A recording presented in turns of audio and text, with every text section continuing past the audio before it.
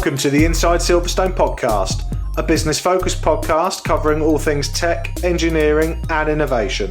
Hosted by me, Chris Broome, a huge tech, motorsport and gaming fan, and also the owner of Longhurst, a firm of lifestyle financial planners and independent financial advisors located in Silverstone, Northamptonshire.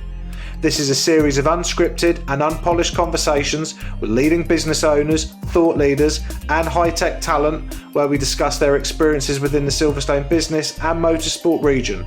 We will also be asking them to share their knowledge, insight and their thoughts on the future just for you.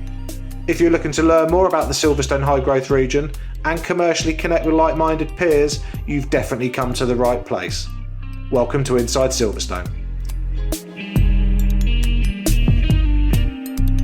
Welcome to the next edition of Inside Silverstone. My name is Chris Broome and I am your host. Today I am delighted to welcome to the show Ella Barrington from Ella Barrington Associates.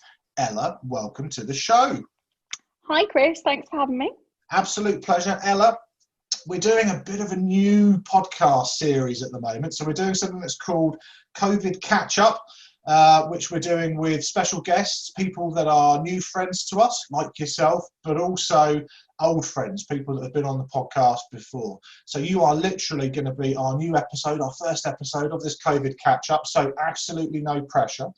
And actually the interviews, which are normally, they range from 30 minutes to maybe an hour. I think Ros Bird broke the record for an hour. She was just gas bagging for an hour.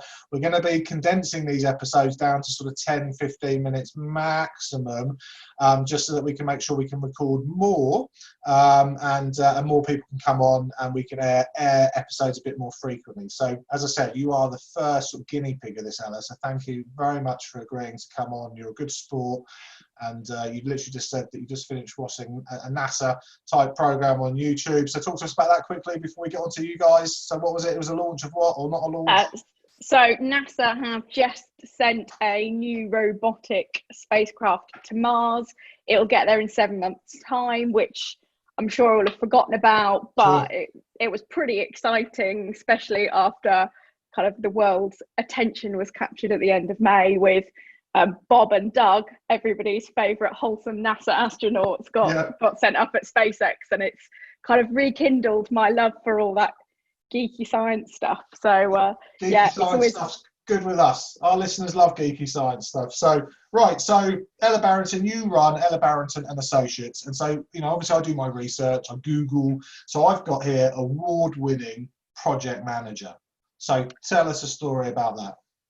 I am. So it's not exactly an unusual story for people in this neck of the woods, but I started off as an engineer and an engine designer, and then I went onto a race team, and as quite often happens, I got kind of sucked into the management and kind of commercial end of motorsport and then wider kind of automotive engineering, and I set up my own consultancy 4 years ago.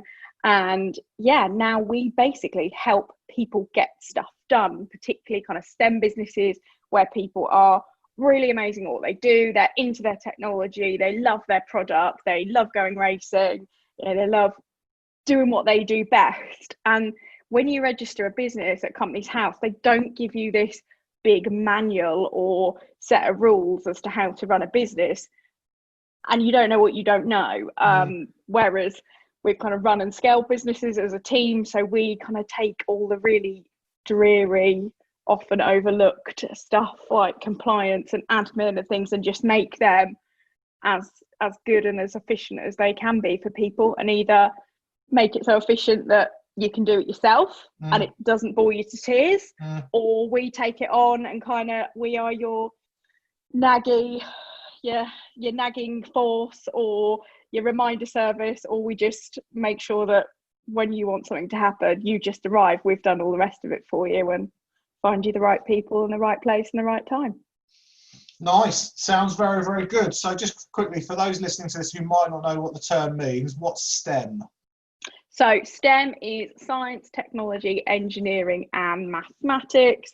It is a bit of a buzzword that's quite cool at the moment.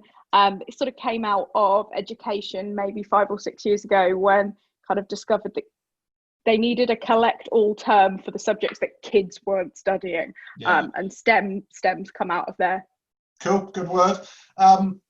So your background is mechanical engineer degree, Masters of Science in Race Engineer Design.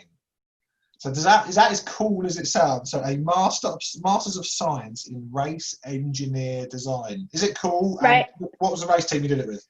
It's race engine design. So I did that at Oxford Brookes back in 2007 to 2008, which sounds really long time ago, but basically we got to study in minute detail internal combustion engines, and some of it seems a little bit out of date now. We're moving into kind of hybrid and EV being the future, but still it was a fantastic opportunity, and I got to go to America. I got to study with amazing people, and the kind of real legends of the motorsport industry kind of came and taught us, and you sat there and you realised that those people had forgotten more than we ever knew. So it was as cool as it sounds.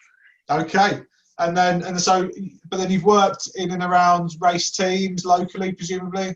I had, I worked for one of the few non-local race teams for a while. So I started off doing Formula Fords. I did all my placements and things at ProDrive. Nice. Then I went up to Yorkshire, believe it or not. I left Motorsport Valley behind and went up to Yorkshire to work for United Autosports. I've done a bit of Formula 3. I've done various kind of freelance gigs. I was mostly data systems engineer, a little bit of race engineering. And then, now I'm back safely in the heart of Motorsport Valley. And I work with, quite a few non-STEM businesses that are a little bit more towards Oxford, but I work with kind of the likes of Cosworth, Precision Sim Engineering, to again help them get stuff done. Quick question, because my good lady at home does the same thing. Putting pens and pencils in your hair, is that just a thing because you don't want to lose it? I mean, Lou does that all the time. She literally comes in and she's got a pen stuck in her head. Yeah, quite often I'm driving home and I kind of turn to look both ways, like the good 10 to 2 driver that I pretend to be, and go, what is that? And I realise, there's like 10 pens in there. I think it's a thing you start at school so nobody steals it off your desk, and then just never leaves you. It's also like an Oriental type look as well, right? Because they always have, very good. Yeah, can't help it. Don't even know I do it. Doesn't matter. I just saw it and I thought I'd just comment on it. Right, so COVID. So obviously you're going in and helping businesses. Yeah. God, lots of businesses have needed help, especially during COVID.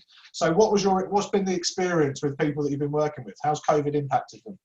So it has been a story of two sides, really. We had some clients who have just not struggled, but the wall has been pulled out underneath them. We work with a healthcare training provider. Obviously, no surgeons are in the market for a little bit of CPD right now. So we have had people that have really had to kind of forced to go back to square one.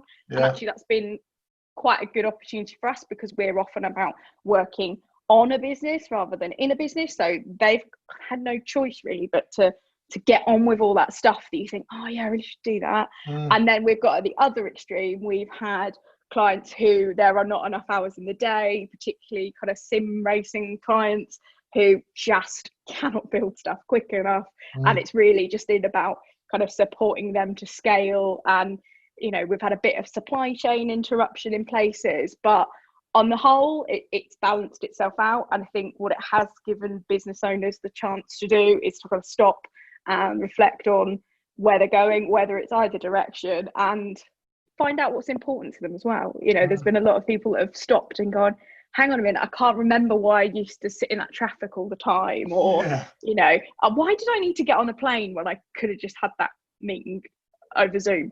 It's been a really interesting time to be that kind of third party that goes into businesses and gets involved. We get to see a lot of excitement, and also be there for the people that are having a bit of a heartbreak. And what lessons are being learned, especially sort of important lessons that you're seeing from these guys? Prioritization, I think, is probably a really important one for both scenarios, really, is people are looking at their priorities, whether that's a financial priority because everything's a little bit more uncertain, or it's a personal one. It's getting people to do what they love to do and they bring value to, as opposed to all the stuff that I think we all just kind of got sucked into, and I put myself in that category as well, just getting sucked into meetings that you didn't need to go to and jobs you didn't really want to do. So I think everybody's kind of, project management, one of the big things they always go on about in every exam you sit is lessons learned, and you always start with what lessons did we learn last time, and a project isn't officially closed until you've done the same process and had that good, well, it's supposed to be a productive lessons learned section, but it can be a big bitch and a moan, and I actually think sometimes we need a big bitch and a moan to get it all out there and to say, hang on a minute, what are we going to do better next time? And that really fits in actually a lot with particularly people with a motorsport background like I am. You don't like to rest on your laurels because you want to be getting better and faster all the time. So actually this enforced red flag, I think, has made us all have a good think about what's important to us before we start off again. Yeah, very wise. And so the future of Ella Barrington and Associates as a business. So what's your hopes and objectives over the next 12, 18 months as we sort of come through COVID and into the new world? So yeah, we've just had a big rebrand ourselves. That was part of our pause. So it's kind of getting that out there and reconnecting with people under our new umbrella.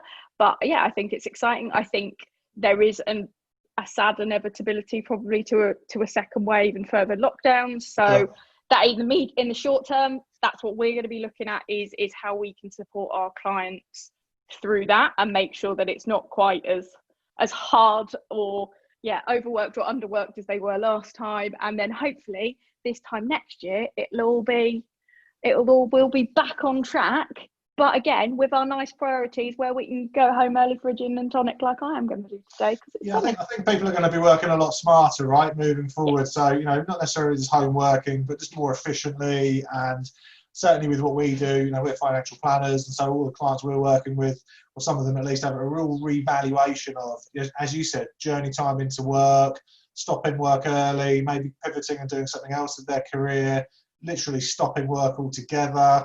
I think certainly from an efficiency perspective, I think next year moving forward, I think we're all going to be hopefully a bit happier and a bit more focused on living sort of this very short life that we all have, but just living it better, both professionally and personally. So here. And sort of when we're at the back end of COVID and we're all through it, what's the one thing that you're personally looking forward to the most? Well, one of my secret side hobbies is I love America's Cup and kind of the mad offshore racing.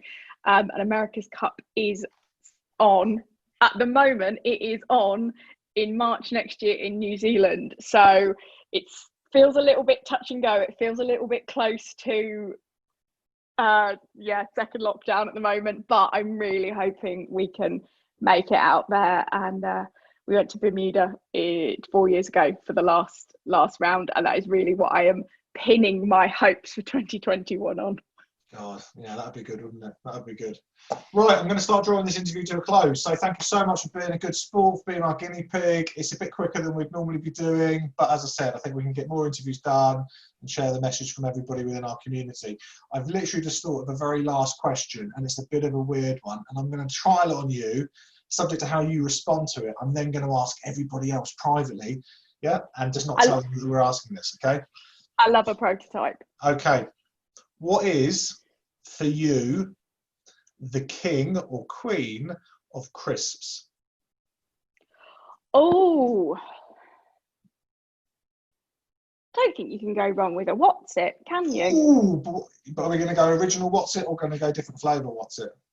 Oh no, an original what's it. You shouldn't mess with a what's it, which could be a metaphor for life.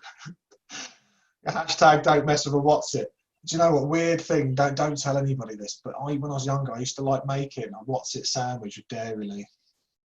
I could be there for that. Oh my God, it is phenomenal. It is phenomenal, but just don't tell anyone I said that, okay? all the best bits of yellow and orange food. Honestly, it's so unhealthy, but sod it. So anyway, Ella, thank you for being a good sport. Thank you for coming on the show. I said it's going to be audio, but I'm kind of feeling that I want to turn this into a video as well, because you're such a smiley, happy person. So I think we should we might do it into a video. But either way, thank you for coming on. Yeah, with the pen in the hair as well. I'm going to make sure your website, your revised website and your new branding goes in the show notes, and clearly anything else you want to include in there, including your relationship with Oxford Brooks and the race team there and associate lecturer, etc. So I'll make sure we've got loads of show notes there, so that if people want to find you, partner up with you, that they can do that.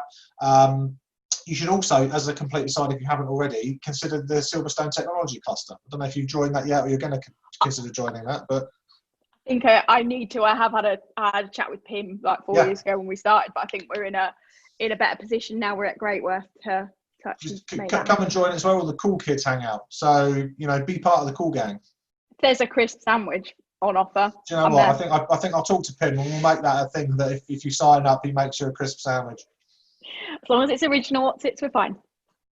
Ella, thank you so much for coming on the show. Thanks, Chris. The Inside Silverstone podcast is produced by the team at Longhurst for the benefit of those with a passion for all things tech, engineering and innovation. For more information, please visit longhurst.co.uk/Inside Silverstone, whilst also remembering to give us a 5 out of 5 star rating on iTunes. Please note that neither Chris Broome or Longhurst work for Silverstone Park, Silverstone Circuit or Silverstone Technology Cluster.